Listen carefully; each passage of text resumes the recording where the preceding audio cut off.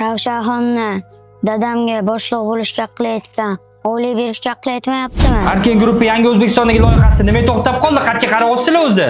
Ravshan aka, ustalardan ozgina muammomiz bor. Shu sababli yangi O'zbekistondagi loyiha to'xtab turibdi. Qanaqasiga problema bo'ladi?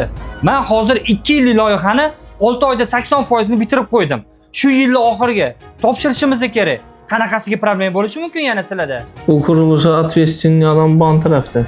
Qurilishimizdan to'xtab qolishining sababi prorabimizni berayotgan oyligimizga qoniqmayapti. Endi uni qo'lida ham 20 tacha odami bor. Uyigacha ham bordi. Taqillatsa hech kim ochmayapti. Shunga hozir boshqa prorab qidiryotgandim aka. Ofisda o'tirib qidirilmaydi prorabni.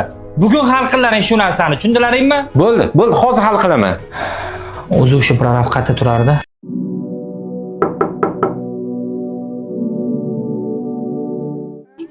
Assalomu alaykum.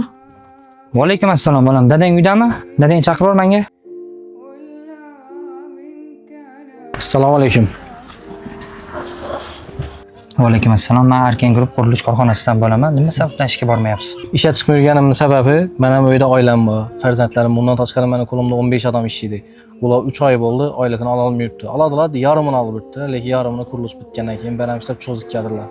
Holat shunaqa ekan. Nimaga shuni Ravshanxonni o'ziga chiqib aytmadinglar? Ravshanxonni dadamga boshliq bo'lishga qilayotgan, o'g'li berishga qilayotmayaptimi?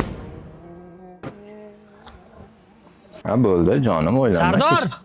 Hozir to'xtab turasiz qo'raman. O, Roshan aka. Yaxshimisan? Roshan aka, kakrash joyiga keldingiz. Zo'r prorab topib qo'ydim. Ani Umrbekga yalni yuramiz, ammo 2 kunda keladi, shang'illatib tashlaydi o'zi. Menga qara ukam. Ayol kishini yo'qchilik, erkak kishini to'qchilik buzadigan narsa to'ppa-to'g'ri ekan. O'shanga men senga aytmoqchi bo'lgan gapim, ozgina dam olib tur, kerak bo'lsa o'zim chaqiraveraman. Hal qoldi, nima deb javob beramiz? Men uylarni men bitirmasam kim qiladi hozir? U narsani sen o'ylama ukam.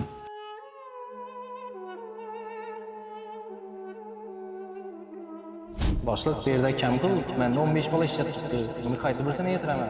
Men qayerdan bilay endi? Roshan shunaqa deyapti. Uy qurilib sotilgandan keyin hamma oyligingni olasan. Qochib ketmayapmiz-ku.